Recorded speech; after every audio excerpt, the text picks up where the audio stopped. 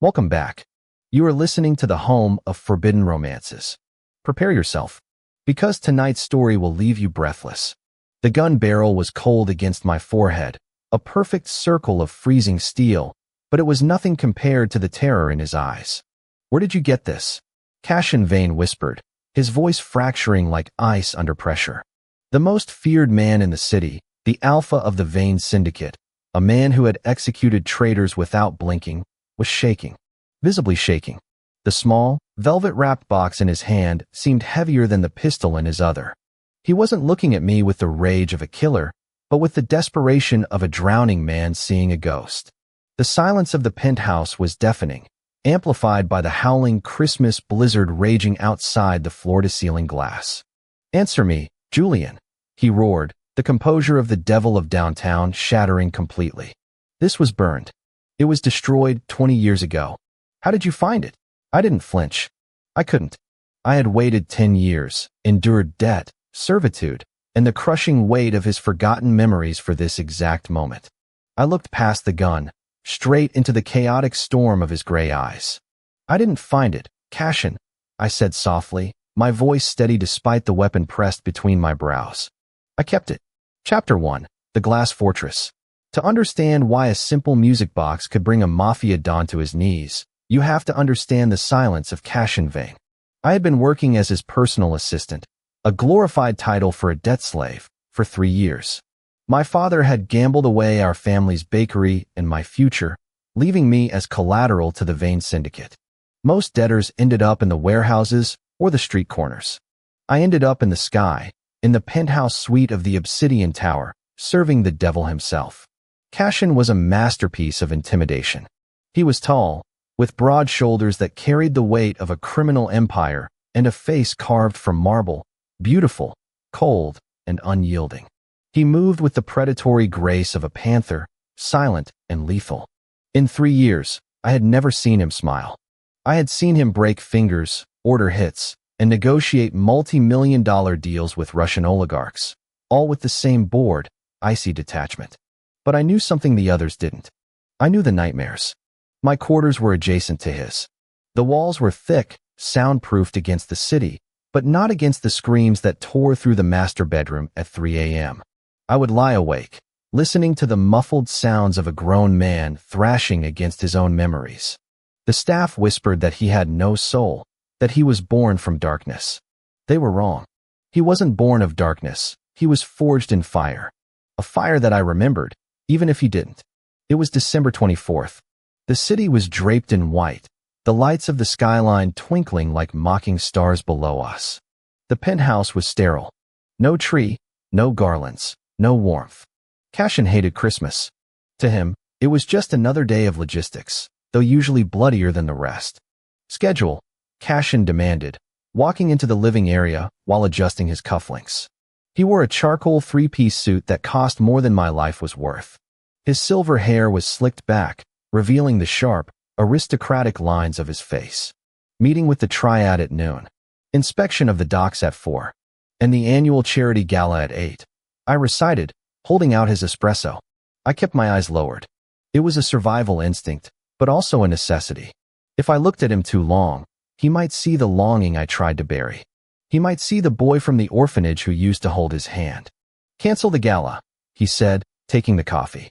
His fingers brushed mine, a shock of electric heat that he ignored and I savored. "You can't, sir. Senator Reeves will be there. You need his vote on the zoning permit for the new casino." Cashin sighed, a sharp exhale through his nose. He walked to the window, looking out at the snow. "Fine. But have the car ready by 10. I want this night over with." "Yes, sir." He paused, glancing at his reflection in the glass, then at me. His gaze was penetrating, stripping away layers. "You're quiet today, Julian." "Quieter than usual." "It's just the snow, sir." "You hate the cold," he observed. It was a small thing, a throwaway comment, but it made my heart hammer. He remembered that? He remembered I hated the cold? "Yes," I murmured. "It reminds me of being hungry." Cashin's eyes narrowed slightly.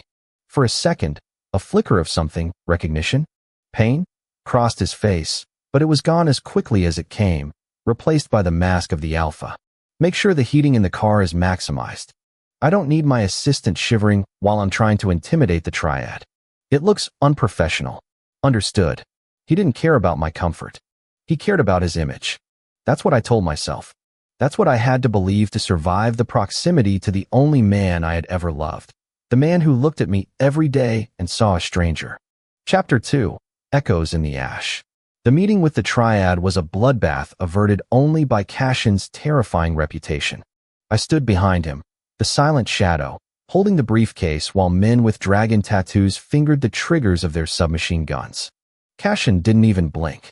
He spoke in low, measured tones, dissecting their threats until they were thanking him for the privilege of his mercy. But as we left the warehouse, the adrenaline fading, I saw the tremor in his hand. He clenched his fist to hide it, shoving it into his coat pocket. We were in the back of the armored SUV, the city blurring past. "Pull over," I said to the driver.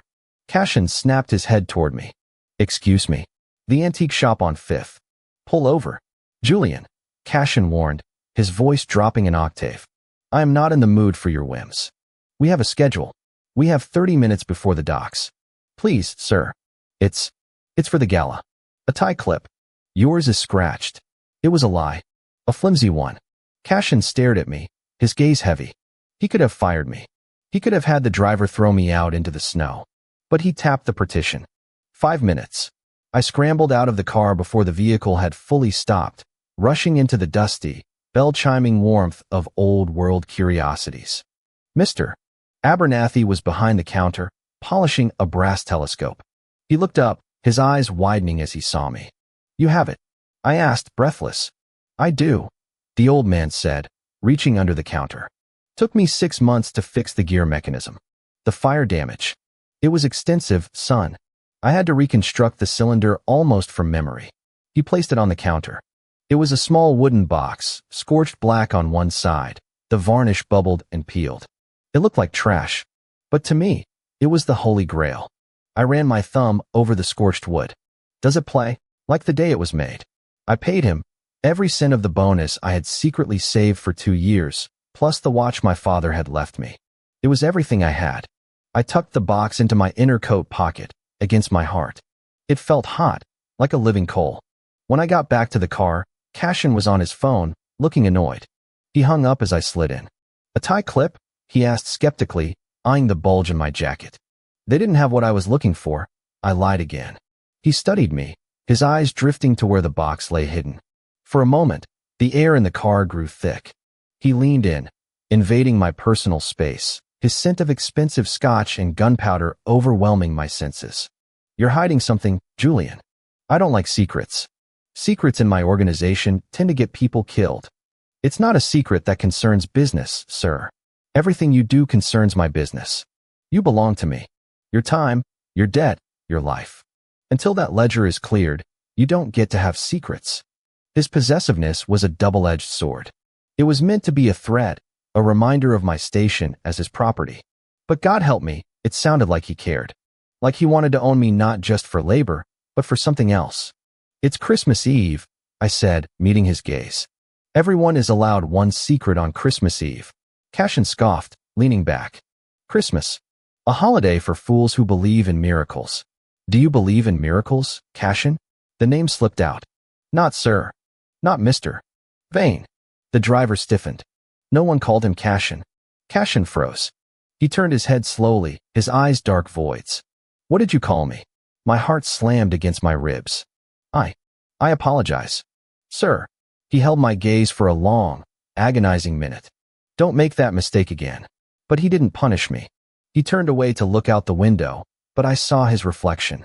He wasn't looking at the city. He was looking at his own eyes, searching for something he couldn't name. Chapter 3. The Gala and the Gunshot. The gala was a display of grotesque opulence. Chandeliers dripping with crystals, women in gowns that cost more than a house, men dividing up the city over glasses of champagne. I stood by the wall, holding Cashin's coat, watching him work the room. He was the center of gravity. People orbited him, drawn by his power and terrified of his bite. He was charming, lethal, and utterly alone. I saw the way he scanned the exits. I saw the way he never took a drink from a waiter, only from the open bar where he watched the poor. He was a hunted animal in a bespoke suit. Then, I saw the waiter. He was moving too fast, sweating too much. His hand was dipping into his serving tray, not for a napkin, but for something metallic. He was beelining for Cashin, who was distracted by Senator Reeves. Logic didn't dictate my next move. Instinct did. The instinct forged 20 years ago when I pulled a smaller boy out of a burning dormitory. I moved. Cashin. I shoved him. It was a hard, violent shove that sent the alpha of the Vane Syndicate crashing into a table of hors d'oeuvres. Pop pop. 2 suppressed shots hissed through the air. One shattered the ice sculpture behind where Cashin's head had been. The other tore through the fabric of my suit jacket, grazing my shoulder. The room erupted into chaos. Screams. Glass breaking. Cashin was on his feet in a microsecond, his own gun drawn. He put 2 bullets in the assassin's chest before the man could blink. Silence fell over the ballroom.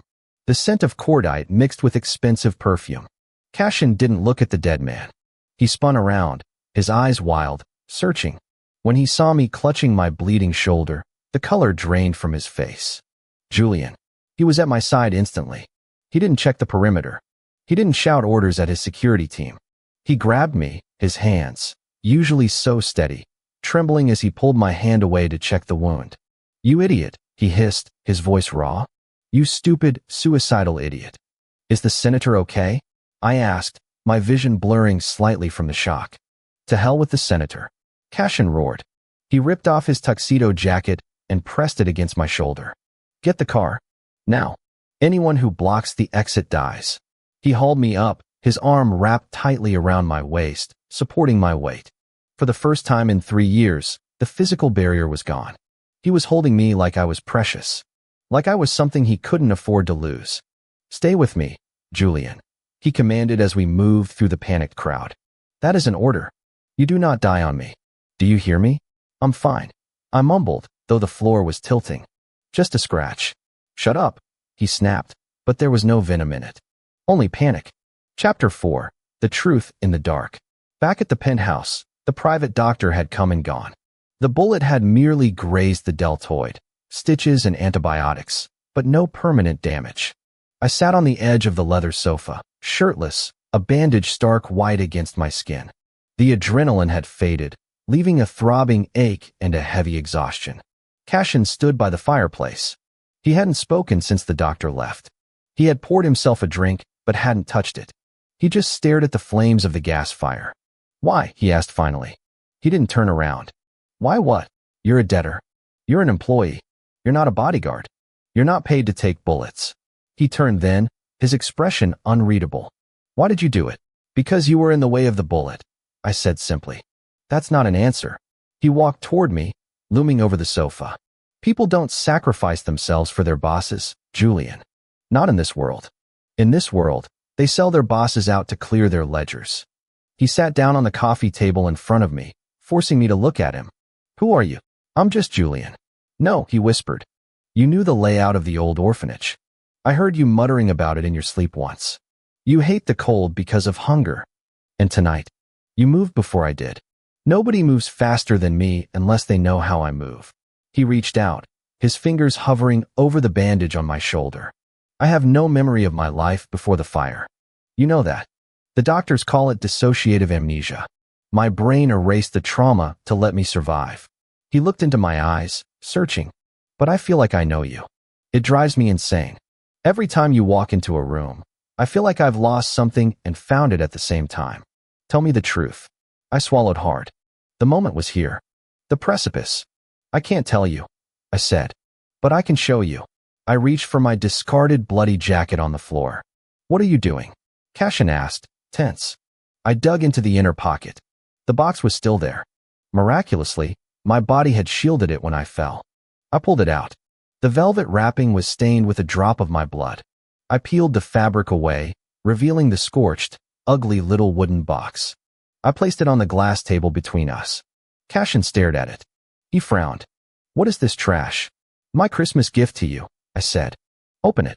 He looked at me with skepticism, but he reached out. His large, lethal hand grasped the tiny latch. He flipped the lid. The mechanism whirred. A soft, tinkling melody filled the silent, cold penthouse. Asterisk, it wasn't a standard song. It was a lullaby. Lavender's blue. Asterisk. But it was specific. The third note was flat. It had always been flat. Cashin froze. The color drained from his face so fast I thought he might faint. His eyes went wide, pupils dilating until the gray was swallowed by black. He stared at the spinning cylinder. Flashback. Asterisk smoke. Everywhere. The heat of hell. A 7-year-old boy with silver hair coughing, clutching a wooden box. Another boy, smaller, dark-haired, dragging him toward the window. Asterisk. Asterisk, leave it, Cass. We have to go. Asterisk. Asterisk, no? Mom gave it to me. It's all I have. Asterisk. Asterisk, I've got you, Cass. I promise. Just drop the box and take my hand. Asterisk. Asterisk, the floor collapsing. The silver-haired boy falling back. The dark-haired boy screaming his name. Asterisk. Asterisk, Cashin. Asterisk. The box falling into the flames. Cashin gasped, a ragged sound like he had been punched in the gut. He stumbled back from the table, knocking his drink over. No, he whispered. He clutched his head. No, no, no. He looked at the box, then at me. The recognition crashed into him like a tidal wave. He reached for his gun on the table, purely out of defensive instinct, leveling it at me. This brought us to the moment that started it all. Where did you get this? He choked out, his hands trembling violently. This was burned. It was destroyed 20 years ago. How did you find it? I didn't find it, Cashin, I repeated, tears pricking my eyes. I kept it. When the floor collapsed. You dropped it. I went back for it. I burned my hands digging it out of the embers. By the time I got out, the ambulances had taken you away. They sent you to a high-end foster home. They sent me to the state system. Cashin's gun lowered slowly. His breathing was jagged. You're the boy, he whispered. Jules. The nickname hit me like a physical blow. He hadn't used that name in 20 years. I'm Jules, I confirmed, a tear finally escaping. I found you 3 years ago. I took the debt just to be near you. I wanted to see if you were safe. You became a servant. You let me treat you like a dog. Cashin's voice broke. He dropped the gun. It clattered uselessly on the floor. He fell to his knees in front of me, his arrogance, his alpha posturing, his icy armor, all of it dissolved. He reached out, his trembling fingers touching my face. I forgot you. How could I forget you? You were the only thing that mattered. You were protecting yourself, I said, leaning into his touch. The fire. It took everything else. Maybe it hurt too much to remember the one thing you left behind. I left you behind. He choked out, his eyes filling with tears, the first tears the devil of downtown had shed in decades. I left you in the fire. And I walked out of it, I said fiercely, grabbing his wrists. I walked out of it and I found you. I'm here, Cashin. I'm not a ghost. He let out a sob, a broken, wrenching sound, and buried his face in my lap. The most dangerous man in the city clung to me like a terrified child. I'm sorry, he wept into my skin. I'm so sorry, Jules. I'm sorry. I ran my fingers through his silver hair, just as I had done when we were children hiding from the headmaster. It's okay. You're home now. The music box played on, the flat note chiming in the quiet room, a song of broken things that had found a way to be whole again. Chapter 5, the morning after. The sun rose over a city blanketed in white. The storm had passed. I woke up in the master bedroom. I wasn't on the floor or the couch. I was in the massive king-sized bed, buried under silk sheets. An arm tightened around my waist. Cashin was awake, watching me. The coldness was gone from his eyes. In its place was an intensity that made my breath hitch, a possessive, burning hunger, but one tempered with adoration. Does it hurt? He asked, brushing his thumb over my bandaged shoulder. No. He leaned in, pressing a soft kiss to the bandage, then trailing his lips up my neck. I cleared your debt this morning. I smiled weakly. So I'm fired? No. He growled low in his throat, shifting so he hovered over me. The alpha was back, but the cruelty was gone. You're promoted. Partner. Consigliere. Whatever you want to be. He framed my face with his hands. But you never leave my side again. You don't hide in the shadows. You stand next to me. And if anyone looks at you the wrong way, I will burn the city down to light your cigarette. Do you understand? I understand, I whispered. He kissed me then. It wasn't the tentative kiss of a first romance. It was a claiming. It was desperate and deep, tasting of 20 years of lost time. It was a promise that the nightmares were over, and that the only fire we would face from now on was the one we built together. And that is how the viper tamed the wolf. If you enjoyed seeing Cassian finally break and surrender to his heart, destroy that like button. And tell me in the comments, would you forgive a lover who forgot you for 20 years? Or is the past best left buried? I'll be reading your answers. Subscribe for the next chapter. Until then, prompt image. Prompt, masterpiece, best quality, high-res, 1.2. Korean manhwa style, semi-realistic, digital art. 2 men, BL, Yaoi, man 1. Cassian, silver hair slicked back, sharp gray eyes, wearing unbuttoned white dress shirt and vest, kneeling on floor, expression of shock and devastation, tears in eyes, trembling hands reaching out. Man 2. Julian, brown hair, gentle expression, wearing bloody dress shirt, sitting on leather sofa, bandaged shoulder, holding a small scorched wooden music box. Background is modern luxury penthouse at night. Winter blizzard outside floor-to-ceiling windows. Discarded gun on floor. Dramatic blue and orange lighting. Emotional atmosphere. Cinematic composition. Intricate details.